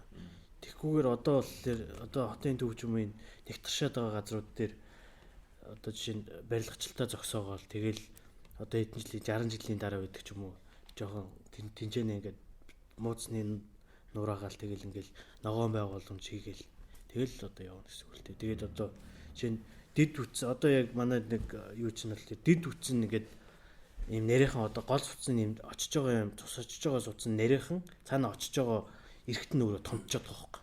Тэгэхээр ингээд тэнцээ чинь бүглэрэл үүсээд ингээд асуудал гарч ирээд байгаа хөөхгүй. Тэгээд тэгхгүйгээр тэрийг ингээд жоохон тарааж өгөө дид үтсээ эхлээ шийдчихэд ч юм уу тий шуум олоогоо тавьчаад тэгээд тэнцэнэ компаниудыг ч юм уу ингээд төслөө хийгээд энчээ барилгаар ачиж ч юм уу эсвэл тэр хэдэн компани нийлээд ингээд дид үтсээд явангуудаа тэнцэнэ барилгаар гэдэг ч юм уу тиймэрхүү байдлаар явж байгаа. Одоо тэгээд манайхан тэгээд яг л зохицоол амьдрал л да. Одоо гэр оролт төр чинь одоо манайч Брюс мангар ихтэй штэ. Тэгвэл тэр хол газар хамгийн хямд зардлаар Брюсэр л очиж байгаа юм. Тэгэл гэр оролт нь өөрт нэг ногоон байгууламж байхгүй. Хүүхдүүд тоглох гарах гудамж л үүдэг. Тэнийг юм гудамж. Тэгээ тэр болгоны төлөө нэгээд хөрөнгө оруулалт хийгээд засаад өгчүүл ирэхлээр хөрөнгө мөнгө их орно тий. Тэнгүүд манайхан тэр ногоон байгуулж тэр хэрэгцээгээ шууд 100 хөдөө бол авчиж штэ тий. Тэр хашаандаа юм ногоон байгууламж өнөختөө чинь хөдөөний 10 хоног 3 сар мараараа илаал хэрэгцээг авчих байхгүй юу. Тэгэл хүрээдэж байгаа. Тэгэл зохицол амьдрал нь тий. Яг энэ гэр хоорол ч юм уу хотын төвөр бид нэг амьдрах урлаг ч юм уу нэг тиймэрхүү одоо чинь хашаандаа сайхан амьдрах ч юм уу тий. Эсвэл хотын иргэд ийм соёлтой ингэж амьдрах хэвээр нэг тийм одоо чинь социализмын үед бол тийм байсан байхгүй одоо 40 мянгатын байрнууд гэлэнгүү чинь тижээж голдоо ногоон байгууламж штэ. Тэгэл хүүхдүүд нь гараал тоглолдог. Имээ өвөнөр нь гараад гадаанаа суугаад хоорондоо яриад тэнгуү чи ингээд цагдаагийн зардал те одоо чинь ингээд зардлууд ингээд буураад ингээд хүн хэд ингээд хоорондоо бие бинийгээ таньдаг те тийм ингээд юу хүрээлэл үүсээд ингээд тэгээд тэрнгээрээ 40 мянга төгрөг чинь аягуулсан үнцэнтэй байгаад байгаа байхгүй юу.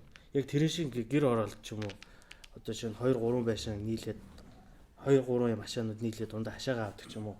Тэгээ ингээд хамтраад ингээд амьдрал сурч тийм нэг амьдрах урлаг нэг тиймэрхүү юм нэвтрүүлэх юм бол тэгээд айгу хөгжөөл гоё л болох. Тэгээд нийлээд ногоон байгууламж төр байж барайд. Иргэдийн өөрсдийнх нь оролцоо гэж бас аа тийм юм л тий. Ер нь бол амьдраад байгаа юм тисээд байгаа юм шүү дээ. Төвчж байгаа 100 хөдөө бол хэцүү байл шүү саягаал. Тэгэл өвлөн дахиад тисээл те. Айгу хэцүү. Надаа нэг асуух юм байна. Тэр юу гэхээр нөгөө түүхч архитектор гэдэг талаас нь нөгөө очоороос асуух юм автзамын одоо юм одоо баг түүх дурсгал ч юм уу юм баг байхгүй болсон те. А дээрэс нь автосрын төмөв сая нөгөө түүхэн барилга гэж яриад тест те. Тэрнтэй холбоотой юм засвар масвар явж исэн тийм барилга энэ төр байд юм болов уу? Одоо сүм хийд юу гэдэг тиймэрхүү мүлцээ гэдэг шүү дээ. Тэр юу н автомашинтай холбоотой яг Улаанбаатар хотын за түүх гэвэл одоо юу гэдэг анх богдхан ингээл машинтай байсан ингээл яриад Форд морд гэл ярина л да. Зүгээр яг тэр автомашин талаас нь шиг автомашинтай холбоотой барилга зам юу гэдэг тэр талаас нь ярил сонирхолтой түүх бидэнд дийлгэж. За тэгэхээр Улаанбаатар хотын одоо хамгийн анхны одоо асфальтын зам гэх юм уу те. Тэр бол одоогийн офицеруудын ордноос яваад төв талбай ороод тэгээд нааш урагшаа гаж байгаа дугуураад тэгээд драмын театрын хойгоор яваад нэгдүгээр сургуулийн урдуур яваад за одоогийн юу хүртэл явдаг гэсэн. Нацаг дөржийн номын сангийн хүртэл хойтол хүртэл одоогийн сөүлэн гудамж нэрдэд байгаа шүү дээ тий. Тэгэхээр энэ гудамж ерөөдөө 1960 он хүртэл Улаанбаатар хотын төв гудамж байсан байхгүй. За тэгэнгүүт яасан гэхээр 60 онд 58-аас 61 онд Улаанбаатар хотын одоо анхны орон сууцны хорооллыг барих явцдаа одоогийн төв талбайгаас төв шуудангийн урдуур ингээд нэвт зам гаргаад 4 зам одоо баруун 4 зам хүртэл ингээд нэвт шулуун болгоод энийг анх таймны өргөнчтэй гэж нэрлэсэн. Хуучин болохоор энэ юу исэн бэ гэхээр одоо энэ нөгөө сөүлийн гудамж болон тэр талбай уртлын тэр офицерын өвдөг замыг бол хувьсгалын зам гэдэг гэсэн байна. Тэгээ 51 онд энэ хувьсгалын замыг бол Сталины гудамж гэж нэрлээд тэгэнгүүт 61 онд яасан гэхээр энэ дундуур нь төв гудамж гарангуй 60 онд тий гарангуутаа инх тайвны өргөнчлөө гэж нэрлээд хуучин тэр тасраад үлдсэн одоо энэ сөүлийн гудамж чинь Сталины гудамж нэрээр тэр чигтээ үлдсэн байхгүй. Тий. Тэгээд яг хөөхөр одоогийн энэ сөүлийн гудамж бол Улаанбаатар хотын хамгийн анхны мэдээж асфальтын замтай. За дараа нь болохоор анхны гэрэлтүүлэхтэй анхны одоо мод тарьсан гэдэг ч юм те. Машин түүхтэй гудамжихгүй энэ төв гудамж байсан те. За ийм баг. За дараа нь болохоор тэр нэг засвар гэдэг жаа. Тэгэхээр Монголд бол анх 1924 үлээ 26 үлээ. Анхны тех гэж байгуулсан. Улсын тех гэдэг. Тех нэвтрүүлэх газарчлаа. Тий 26 он баха. Тий тэгээ тэрнээс эхлээд ерөөдөө тий тэрнээс эхлээд нөгөө нэг автомашин гэдэг юм ойлголцсон бий болж байгаа байхгүй улсын ерөөдөө тийм институт байгуулагч гэсэн үг байхгүй. Тэгэнгүүт яасан гэхээр 1929 онд Монгол зөвлөлтийн одоо Монгол Транс гэдэг нэртэй нийгэмлэг байгуулагдсан. Монгол зөвлөлтөд хөв нийлүүлсэн Монгол Транс гэдэг. Энэ нь яадаг юм бэ гэхээр хамгийн эхлээд эдний хийсэн ажил бол ерөөсөө Улаанбаатар хотод хамгийн анхны автобус үйлчлэгийг бий болгосон байхгүй. Нийтийн төвийн үйлчлэгийг. Тэгээ тэр нь Амгалангаас Улаанбаатар хотын хооронд 10 зогсох газартай 3 автобустай 2 нь байнгын явдаг, нэг нь одоо тэр одоо юу гэдэг тий одоо тийм ээлжийн байдалтай замент те ингэж одоо сэлгээд ингэж явдаг ийм байсан баг.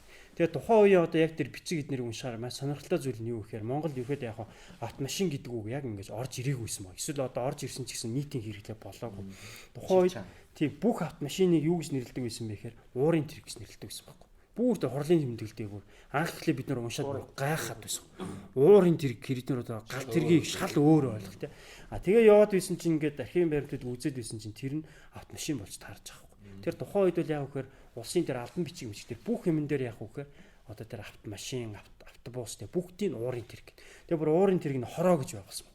Тэр нь яг үхээр өнөөдрийн одоо Улаанбаатар хотын одоо нийтийн тээврийн газар ч юм эсвэл автотээврийн газар ч юм те энэний үүсэл болж таарч байгаа хгүй. Тэнгүүд Монгол Транс байгуулагдангууд анх удаага бид нөгөө жолооны багш нарыг бэлтгээд дээр нь болохоор анх удаага бид нөгөө сайн асуусан автогараж нарыг бий болгож байгаа хгүй. Тэгээ одоо автогаражийн байр байгаа шүү дээ анхны.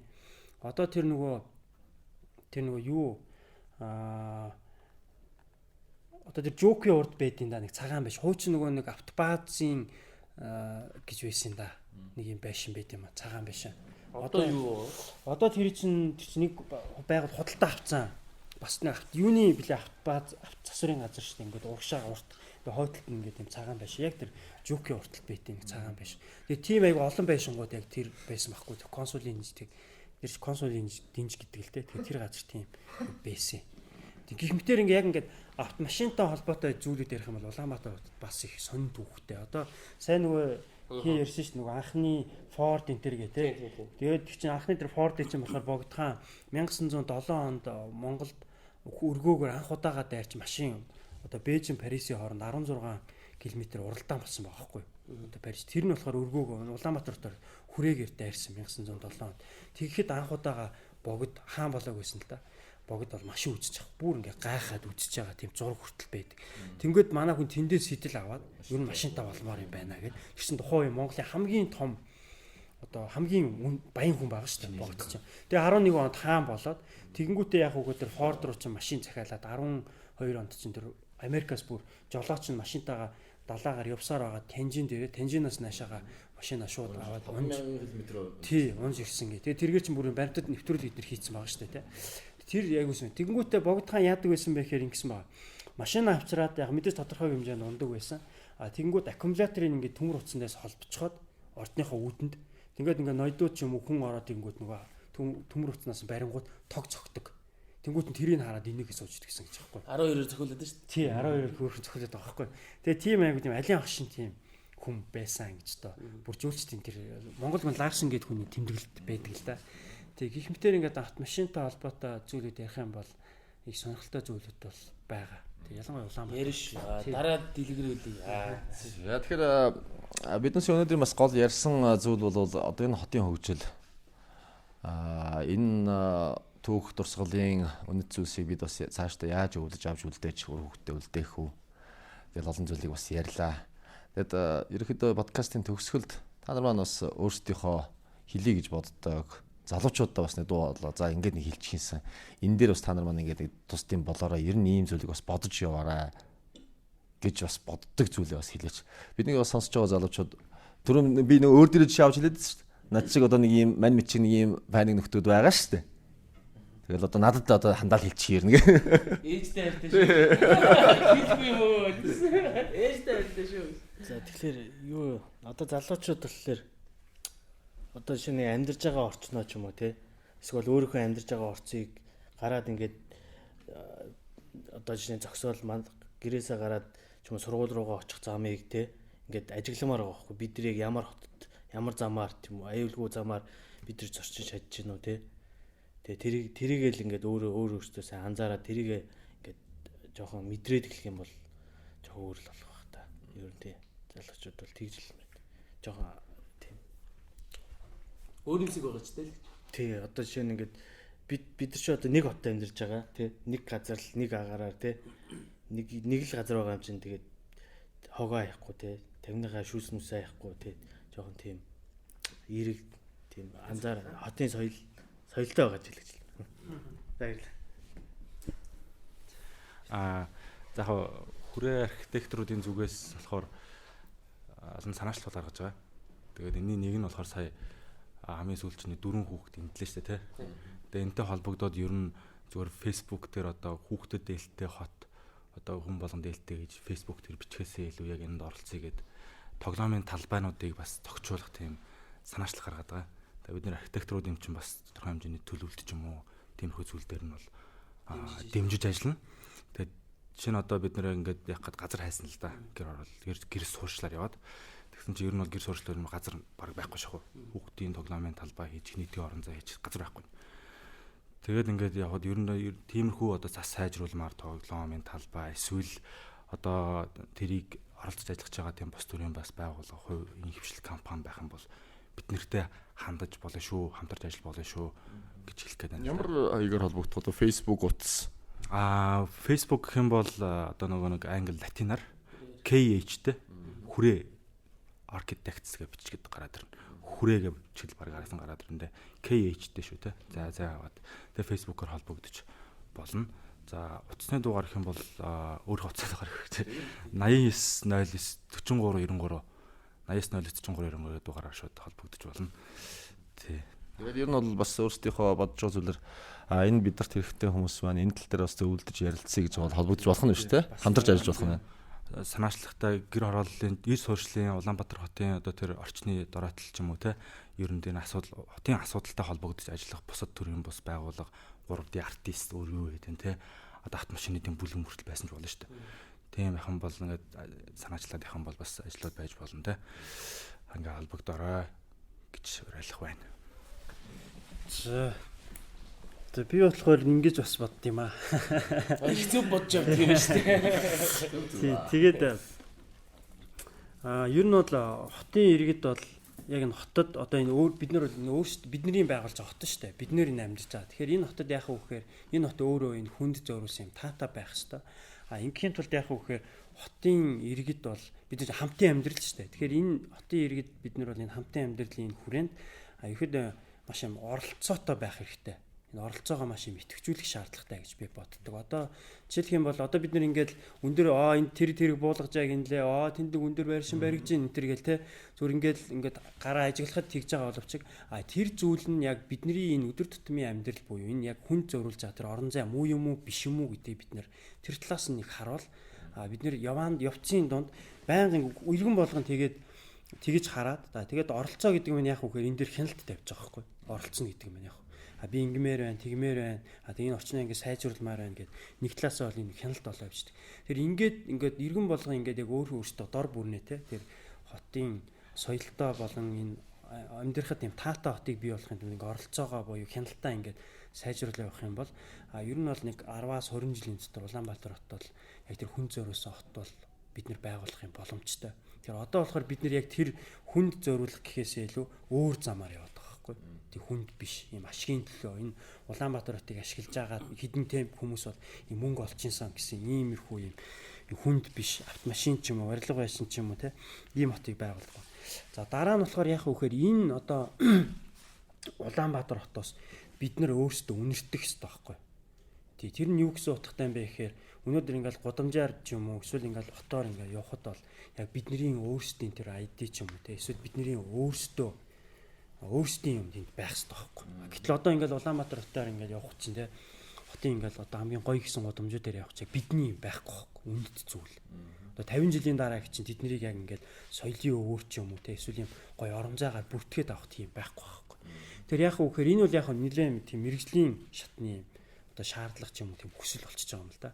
Тэр яг үхээр цаашид ер нь бол Улаанбаатар хотыг бид нэр хүнд зориулсан ийм Монгол улсын нийслэлтэй ийм хотоор байлгахыг гэж бодож л байгаа бол яг тэр үндснийхаа тэр онцлог хэв шинжийг өнөөдрийнхөө тэр орчин үеийн тэр шийдэлтэй хамтд нь энэ зүйлийг шингээж архитектурт нь, орон зайд нь, барилгад нь, чимэглэлт нь тэр нийтийн талбай тэр урлагт нь тэр бүх зүйлээ шингээж шаардлагатай баг. Тэгжиж явах хөөр Монгол улсын нийслэл Улаанбаатар ороод ир энэ чинь өөрийн гэсэн онцлогтой өөрийн гэсэн үнэртэй, өөрийн гэсэн амттай ийм хот баймаар байхгүй. Тэгвэл одоо нэгэн хэвийн ийм шилэн барилга хийж гэр чинь бол тийм өөцгөртэй болчих юм л да.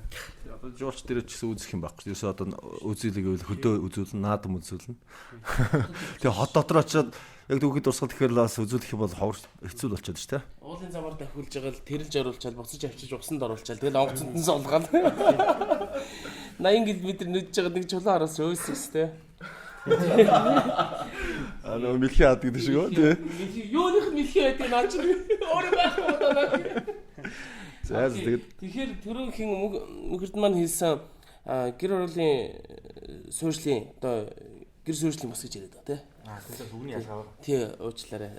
Гэр суурьшлийн бус гэж яриад байгаа. Тэгэхээр энэ бүст яг зөв санаачлаг гаргасан. Тэгээд өмнө бид нар ярьсан өнөөдөр бид подкаст одоо энэ бичлэг хийхийн сацуу яг манай навд бас хүүхдийн тоглоом байгуулчихаар зай талбай юу байна тэрэн дээр хийх зураг төслийн ажил юу байна гэдэг тэр талаараас уулзах гад өнөөдөр бид цуглдсан байгаа. Тэгэхээр подкастын төгсгөлд бид нар гараад талбай дээр үзэн бид ч гэсэн яг энэ чиглэлд хамтарч ажиллах гад байж байгаа ямар ч үс тэгээд хийж бүтээснийхэн дараа бас үзүүлнэ. Гэхдээ яг нөгөө хүүхдүүдэд сайн юм үзүүллээ бид нар инглээ шүү ийм мөнгө гаргалаа гэж одоо өөрсдөө рекламж байгаа юм биш. Бусдыгаа яг уриалж байгаа шүү. Бид ч гэсэн юм хийж ин таад ч гэсэн бас хийгээрээ тэгвэл тэр хүүхдүүд тэр хол яваад тэгээд интэхгүй байсан шүү л гэсэн санаа юм байгаа. Тий. Тэгэхээр бүгдээрээ хамтдаа хотоо гоё болгоё. Одоо саяны хэлсэн шиг те яг хуушны бүхэл зүйлийг одоо цогцлоосон энэ сайхан хоттой байханд бол хүн болгон бас хичээцгээл гэж бас уриалъя. Тэгээ би бол бас нэг зүйлийг бодож ойлголоо.